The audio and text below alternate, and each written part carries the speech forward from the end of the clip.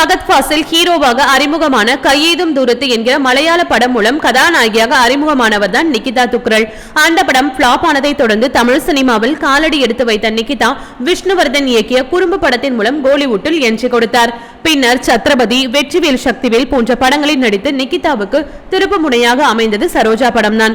வெங்கட் பிரபு இயக்கிய அந்த படத்தில் கோடான கோடி என்கிற பாடலுக்கு நிகிதா ஆடிய கவர்ச்சி நடனம் வேற லெவல்ல ஹிட் ஆனது.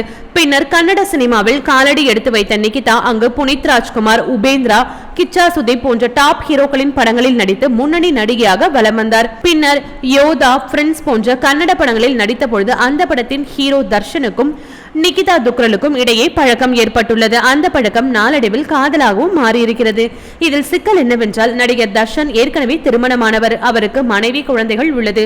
தர்ஷன், நிகிதா துக்ரல் இடையேயான காதல் விவகாரம் வெளிச்சத்துக்கு வந்ததை அடுத்து தர்ஷனின் மனைவி விஜயலட்சுமி போலீசில் புகார் அளித்தார்.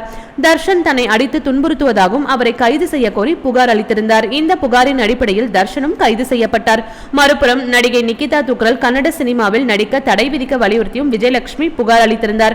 அதன் அடிப்படையில் நடிகை நிகிதா துக்ரல் கன்னட சினிமாவில் நடிக்க 3 ஆண்டுகளுக்கு தடை விதிக்கப்பட்டது. அதன் பின்னர் அவர் மீதான தடை நீக்கப்பட்டாலும் மார்க்கெட் போனதால் பட வாய்ப்புகள் கிடைக்காமல் திண்டாடிய நிகிதா கடந்த 2017ஆம் ஆண்டு தொழிலதிபர் ஒருவரை திருமணம் செய்து கொண்டு செட்டில் ஆனார்.